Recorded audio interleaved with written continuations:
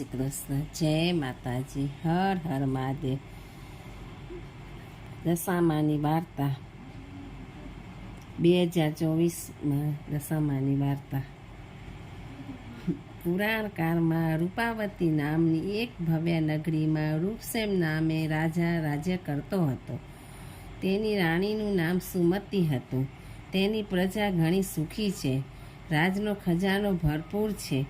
ઈશ્વરની અપરંપાર દયા છે. વળી રાજ્યમાં કળા, કારીગરી, હુનર, ઉદ્યોગ ખીલ્યા છે. તેથી સર્વને પોતાની આવડત પ્રમાણે કામ મળી રહે છે. રાજા પોતે વિદ્વાનને આશરો આપે છે. શક્તિના ભક્ત હોવાથી રાજમાં શાંતિ છે. ચંદ્રાવતી નગરીની સ્ત્રીઓ દિવાસાના દિવસથી દશામાનું વ્રત શરૂ કરે છે. દશાફળના દોરા બાંધે છે. આ દોરા બાંધવાથી વ્રત કરનાર સ્ત્રીની મનોકામના પૂર્ણ થાય છે. દુઃખ દારિદ્ર્ય દૂર થાય છે. ખોરાનો ખૂંદનાર પ્રાપ્ત થાય છે. તેથી શ્રાવણ મહિનો આવતા જ નગરીમાં બધે દશામાની સ્તુતિ ગુંજવા માંડે છે. સ્ત્રીઓ સોળે શણગાર સજી વ્રતની પૂજન વિધિ કરે છે. આ વાતની જાણ રૂપસેનની રાણી સુમતીને થાય છે અને સુમતીને ઈચ્છા થાય છે કે હું પણ આ વ્રત કરું. દિવાસાનો દિવસ આવતા રાણીએ પોતાની દાસીને પૂજન કરવા જતી સ્ત્રીઓ પાસે મોકલી અને બધી જ વિધિ જાણી લાવવા કહ્યું. રાણીની આજ્ઞાથી દાસી પૂજન કરતી સ્ત્રીઓ પાસે ગઈ અને પૂછ્યું, હે બહેનો, તમે આ ક્યું વ્રત કરો છો? તે કૃપા કરી મને જણાવો. અમે દશામાનું વ્રત કરીએ છીએ. દશામાં સર્વ દુઃખ હરતા અને સુખ કરતા છે. માંજિયાને પુત્ર આપે છે, નિર્ધનને ધન આપે છે. એ વ્રત કઈ રીતે થાય છે તે જણાવો. અષાઢી અમાસના દિવસે સૂતરનો દોરો લઈ 10 ગાંઠ વાળવી, દશામાની સ્થાપના કરી પૂજન કરવું, સ્તુતિ કરવી, ગુણગાન ગાવા અને 10 દિવસ પૂરા થાય એટલે ઉજવણું કરવું. સ્ત્રીઓએ દાસીને બધી વાત વિગતે સમજાવી અને દશાફળનો દોરો પણ બનાવી આપ્યો. 9 સૂતરના તારની શેર કરી અને 10મો તાર લુગડાનો લઈ 10 તારનો દશામાનો દોરો બનાવ્યો. બાદ રાણીએ બાંધવો એમ દાસીને જણાવીને કીધું.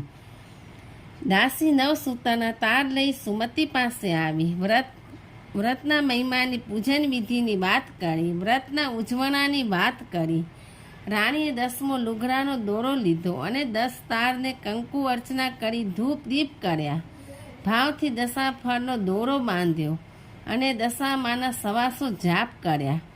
રાજા રૂપસેન રાણી પાસે આવ્યો ત્યારે રાણીના જમણા હાથે દોરો બાંધેલો જોઈ રાજાએ જિજ્ઞાસાથી પૂછ્યું, રાણી, તારા જમણા હાથે આ દોરો શાનો બાંધ્યો છે? હે નાથ, નગરની બધી સ્ત્રીઓ દશામાનું વ્રત કરે છે. તેથી મને પણ દશામાની કૃપા મેળવવાની ઈચ્છા થઈ છે. તેથી મેં આ વ્રત લીધું છે. આ દશાફળનો દોરો છે. રાણીએ વિનમ્ર ભાવે જવાબ આપ્યો. આ વ્રતનું શું ફળ મળે? રાજાએ અહંકારથી પૂછ્યું. દશામાની કૃપા મળે, સુખ સમૃદ્ધિ મળે, દુઃખ દારિદ્ર્ય દૂર થાય, સંતાન પ્રાપ્તિ મળે અને આ લોકમાં સર્વ સુખ મળે. રાણીએ એમ કહ્યું. આ સાંભળી રાજા ખડખડાટ હસી પડ્યો અને એના મનમાં અહંકાર ઉપજતા એ દશાફળના દોરાને હાંસી ઉડાવતા બોલ્યો, હે રાણી, તમને આવા દોરા ધાગા શોભતા નથી. આવા વ્રત તો ગરીબો માટે છે. આપણે તો રાજા છીએ. આપણા ખજાને ખોટ નથી. રાજમહેલના સુખ વૈભવ ભોગવવાને બદલે ઉપવાસ એકટાણા તમને શોભતા નથી. વૈભવ આપણા ચરણોમાં આરોટે છે. નગરી આખી આપણને પ્રણામ કરે છે. માટે આવા દોરા કાઢી નાખો. આમ કહીને અહંકારી રાજા રૂપસેને રાણીના હાથ પરનો દોરો તોડી નાખ્યો. દોરો તૂટતા દશામાં રાજા રૂપસેન પર કોપાયમાન થયા. રાજાનો ગર્વ ગાળીને તેને પાઠ ભણાવવાનો વિચાર કર્યો. એ રાત્રે રાજા રૂપસેનને એક સ્વપ્ન આવ્યું. સ્વપ્નમાં દિવ્ય સ્વરૂપવાળા દશામાં દેખાયા. મુખમંડળ પર કોપ છે. રોષ ભરી આંખે રાજાને કહેવા લાગ્યા, હે અહંકારી રાજા, મારી વાત ધ્યાનથી સાંભળ. હે દિવ્ય સ્વરૂપવાળા દેવી, તમે કોણ છો? રાજાએ પૂછ્યું. દશામાં બોલ્યા, હે રાજા, હું દશા છું. અષાઢી અમાસના દિવસે સ્ત્રીઓ મારું વ્રત કરે છે. દશામાના નામે મારી પૂજા કરે છે. જેના પર મારી કૃપા ઉતરે એ ન્યાલ થઈ જાય છે અને જેના પર મારી અવકૃપા થાય તે પાયમાલ થઈ જાય છે. અહંકારી રાજા, તે મારું અપમાન કર્યું છે. તારી રાણી મારું વ્રત કરવા ઈચ્છતી હતી, પણ તે એના વ્રતનો ભંગ કર્યો છે. મારો દોરો તોડી મારું અપમાન કર્યું છે, માટે હું તને રાન રાન રખડતો કરી દઈશ. દેવીની વાતો સાંભળી રાજા રૂપસેન ગર્વયુક્ત વચનો બોલ્યો. તું ગમે તે હોય, પણ હું તારાથી ડરતો નથી. હું શક્તિ ઉપાસક છું અને મને શક્તિ માતાની સહાય છે, તેથી કોઈ મારો વાળ વાંકો પણ ન કરી શકે. રાજા રૂપસેનના ગર્વયુક્ત વચન સાંભળી દશામાં ખડખડાટ હસી પડ્યા અને બોલ્યા, હે રાજા, તું ગર્વથી અંધ થયો છે, તેથી તારી આંખો મને ઓળખી શકતી નથી. હું જ શક્તિ છું. મારા જ એક સ્વરૂપનું નામ શક્તિ છે. હે રાજા, હું તારો ગર્વ ચકચૂર કરવાની છું. એટલા માટે ચારે દિશામાંથી હું તારી પાછળ હવે પડું છું. આમ કહીને દશામાં અલોપ થઈ ગયા. ભયથી થરથરી ઉઠેલા રાજાની આંખ ઉઘડી ગઈ. રાણીને જગાડીને સપનાની વાત કરી. રાજા રાણી સમજી ગયા કે દશામાના અપમાન કરવાનો જે દંડ મળે એ ભોગવ્યા વગર હવે છૂટકો નથી. કાળની થપ્પડ કોઈ મિથ્યા કરી શકનાર નથી. એ સમયે જ રાજા રૂપસેનનો સેનાપતિ દોડી આવ્યો અને એણે સમાચાર આપ્યા કે પાડોશી રાજા મોટા લશ્કર સાથે ઘસી આવ્યો છે. એનું લશ્કર છેક નગર સુધી ઘસી આવ્યું છે, માટે જીવતા રહેવું હોય તો ભાગી છૂટવામાં સાર છે. રાજાને તરત દશામાની વાત યાદ આવી અને સમજી ગયો કે જો પોતે મમત બાંધીને સામી લડાઈ કરશે તો સમરા ઘરમાં જ મોતને ભેટશે. રાજા રૂપસેન રાણી સુમતી અને 2 નાના કુમારોને લઈને છુપા વેશે મહેલના ભોયણા દ્વારા ભાગી છૂટ્યો. મોતના ભયથી થરથરતો રાજા પોતાની રાણી અને 2 કુમારો સાથે ઘોર જંગલમાં આવ્યો. રાજકુટુંબ ઉગારા પગે ચાલ્યું જાય છે. પગમાં પહેરવાના પગરખા નથી. અણીદાર કાંટા પગમાં ભોંકાય છે. જાડી ઝાંખરાના કારણે વસ્ત્ર તાર થઈ ગયા છે. ફૂલ જેવા કુમારો બરબરતો તાપ વેઠી શકતા નથી. પેટમાં ઘણી જ આગ લાગી છે, પણ અન્નનો દાણો જ નથી. તરસના કારણે ઘરે શોષ પડે છે, પણ પીવાને માટે પાણીનું એક ટીપુંય નથી. સૂર્ય મહારાજ મધ્યાહને આવીને આગ વરસાવી રહ્યા છે. રાજા રાણીથી નાના કુમારોની દશા જોવાતી નથી. એવામાં એક વાવ આવી. રાજાએ ડોકિયું કર્યું તો તળિયે પાણી ઝરકે છે. પાણી માટે વલખા મારતા કુમારો વાવમાં પાણી જોઈને ઘેલા થઈ ગયા. રાજા રાણી કુમારોના હાથ ચાલીને વાવમાં પાણી પીવા ઉતર્યા.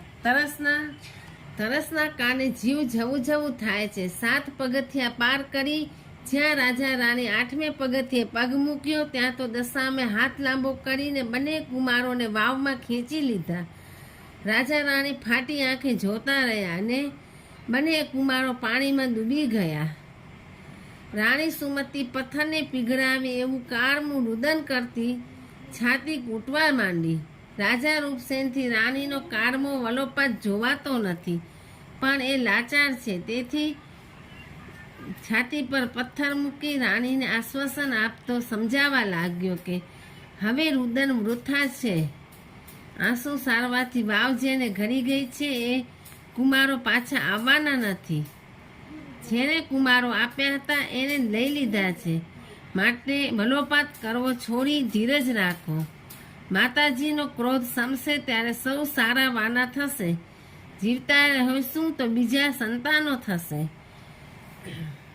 કુમારોના વીરાથી વાવમાં પડેલા તૈયાર થયેલી રાણી સુમતીને માંડ સમજાવી રાજા તેને વાવમાંથી બહાર લાવ્યા અને ઘોર જંગલમાં આગળ વધવા લાગ્યા. રાણી પશુઓના કારમાં અવાજોથી રાણીની છાતી ફાટી જાય છે. રાજા મૂંગો પોતાની અવદશા પર આંસુ સારે છે. એક પળમાં સર્વ વૈભવ હણાઈ ગયો અને દારૂણ દુઃખ આવી ચડ્યું.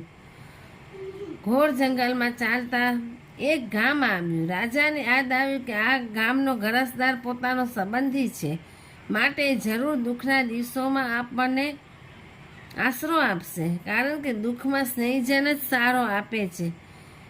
આશરો મેળવવાની બહુ મોટી આશામાં રાજા રાણી ઘરાસદારના ઘેર ગયા, પણ દશામાનો ક્રોધ રાજા પર હતો, તેથી ઘરાસદાર રાજાને ઓળખી ન શક્યો અને રાજા રાણીને ભિખારી ગણીને ગામની બહાર કાઢી મૂક્યા. રાજા તરત સમજી ગયો કે આ દશામાનો કોપ જ છે. રાજા રાણીને મતિ મૂંઝાઈ ગઈ છે. હવે જવું ક્યાં, કરવું શું? ખમા ખમા કરતા નોકરોની સાહેબી ગઈ. પાણી માંગતા દૂધ મળે એવો વૈભવ નાશ પામ્યો અને રોટલાના એક એક બટકા માટે જીવ વલખા મારવા લાગ્યો. બંને પડતા આખરતા આગળ વધવા માંડ્યા અને રાજાની બેન ચંદ્રાવતીના નગરની પાદર આવ્યા. ભૂખના કારણે પેટમાં ખાડો પડી ગયો છે, સુવાના પગ લોહી લુહાણ છે. રાજાને આશા જાગી કે નક્કી બેન આશરો આપશે, પોતાના વીરને હેતથી આવકારી સરભરા કરશે. નગરના પાદરેથી જ રાજાએ પોતાની બેન ચંદ્રાવતીને સંદેશો કહેવડાવ્યો. હે બેન, વખાણો માર્યો તારો વીર તારા આશરે આવ્યો છે. દેવીની અવકૃપાથી રાનના રઝળતો થઈ ગયો, ખાવાના સાસા છે, માટે આશરો આપજે. ચંદ્રાવતી વેલમાં બેસી ગામના પાદરે આવી. દૂરથી પોતાના ભાઈ ભાભીઓને જોયા, પણ ઓળખી ન શકી, કારણ કે વખાણા માર્યા રાજા રાણી ભિખારી જેવા બની ગયા છે. મુખ પર નૂર નથી. આવા ભૂંડે હાલ ભિખારી પોતાના ભાઈ ભાભી ના હોય તેમ બિચારી ચંદ્રાવતી પાછી ફરી ગઈ. રાજાએ પણ એકનો નિશાસો મૂક્યો અને અંતરથી પશ્ચાતાપ કરતો રાણીને લઈને આગળ વધ્યો. દુઃખમાં પડછાયો પણ સાથ આપતો નથી. એમાંય દશામાનો કોપ એટલે બાકી શું રહે? ટાટ તડકો વેઠતા, દુઃખ સહન કરતા, કષ્ટ ભોગવતા રાજા રાણી આગળ વધવા લાગ્યા. ભૂખના દુઃખથી આંખે અંધારા આવવા લાગ્યા. હવે એક ડગલું પણ આગળ વધવાની હિંમત રહી નથી. એટલામાં દૂરથી એક વાડી જોવામાં આવી. રાજા રાણી પગ ઘસરતા વાડી પાસે આવ્યા. વાડીમાં પાકેલા ચીભડા જોઈ રાજા રાણીની ભૂખ સતેજ બની ગઈ, પણ પાસે ફૂટી કોડીએ ન હતી, તેથી રાજા ઘણો સંતાપ કરવા લાગ્યો. ભૂખથી ત્રાઈમાં પોકારી ગયેલી રાણીનું દુઃખ ન જોવાતા રાજા છાનો માનો વાડીમાં ઘૂસ્યો અને ચીભરું ચોરી લીધું. પછી બંને ચીભરું ખાવા માટે દૂર ગયા.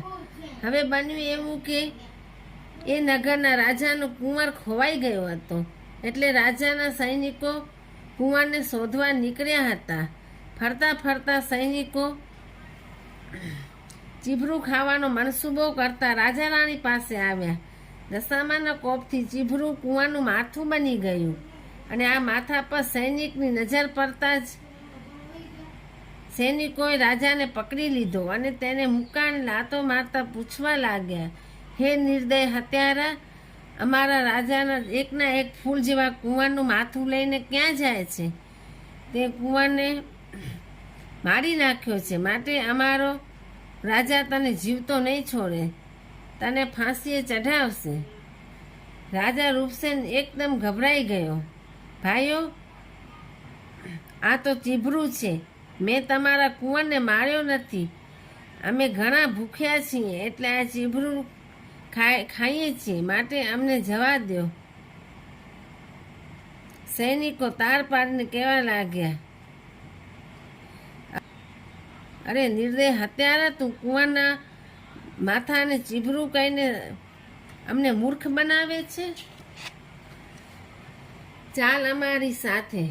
રાજા રૂપસેન ઘણો કરગર્યો. રાણી સુમતીએ પણ પગે પડીને વિનંતી કરી, કારવું કલ્પાંત કર્યું, પણ સૈનિકો ન પીગળ્યા. તેઓ રાજા રૂપસેનને ઢોરની જેમ મારતા મારતા નગરમાં લાવ્યા. રાણી પણ રડતી રડતી મલોપાત કરતી રાજાની પાછળ પાછળ નગરમાં આવી. રાજા રાણી સમજી ગયા કે આ દશામાનો કોપ છે, તેથી સૈનિકોને ચીભરું કુંવરનું માથું લાગે છે. રાજાને ઢોર માર પડી રહ્યો છે. નગરના રાજાને જાણ કરવામાં આવી, તેથી રાજા ક્રોધમાં આવી ગયો અને એ પોતાના કુંવરના હત્યારાનું મોં પણ જોવા માંગતો નથી. આમ કહીને રાજાએ હુકમ કર્યો કે હત્યારાને કાળ કોટરીમાં પૂરી સવાર થતાં સૂર્ય ચડાવી દેવામાં આવે. રાજા રૂપસેને કાળ કોટરીમાં પૂરી દેવામાં આવ્યો. કાળનું કલ્પાંત કરતી રાણી સુમતિ નગરમાં ભટકવા લાગી. એ દિવસે દિવાસાનો દિવસ હતો. 12 માસથી રાજા રાણી પર દશા આવી પડી હતી અને રાન રઝળતા થયા હતા. દુઃખના ડુંગર તૂટી પડ્યા હતા. આજે દિવાસાના દિવસે રાજા રૂપસેન કાળ કોટરીમાં કેદ થયો હતો. ધર્મનિષ્ઠ રાણી જાણતી હતી કે પોતાના પતિએ દશાફળનો દોરો તોડી દશામાનું અપમાન કર્યું છે, તેથી જ આ ઉપાધિ આવી પડી છે.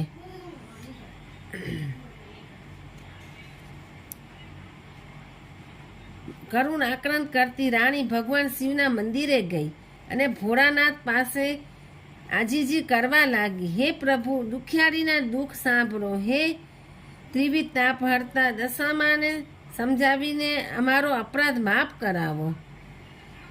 આમ રુદન કરતી રાણી મંદિરના પગથિયે માથા પછાડીને દશામાની સ્તુતિ કરવા લાગી.